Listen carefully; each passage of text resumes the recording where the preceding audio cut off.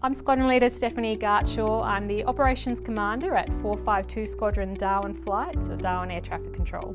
Some of the common traps that we see with new pilots to the top end is essentially sitting in silence, not communicating with air traffic control about what's going on, how bumpy their ride is starting to get, until it gets to the point where they have run out of options and they no longer have available fuel to divert. So really getting in early, telling us what you need, not being afraid to communicate when a clearance won't support safe and level flight is key to ensuring that we maintain your safety and we have all the information that air traffic control needs to facilitate safe and level flight. So some of the things that air traffic control can do for pilots during periods of adverse weather is we can enhance pilot situational awareness. We can provide updates and observations of what the weather is doing in real time, and also relay observations from pilots that are ahead of your flight path.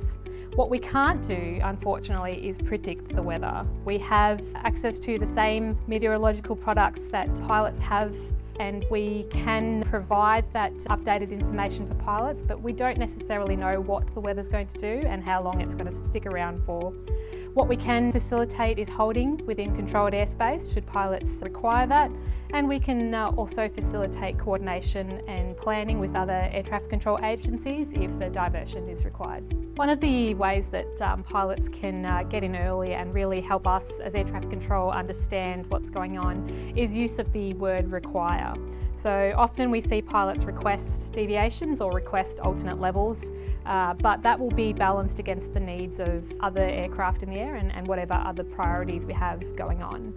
However, should a pilot use the word require for whatever reason, that indicates to air traffic control that there is a significant need for an alternate clearance. So if you find as a pilot that you're unable to comply with any instruction from air traffic control due to whatever operational reasons may be affecting flight, then please use the words require, and that will help us understand what level of priority you require.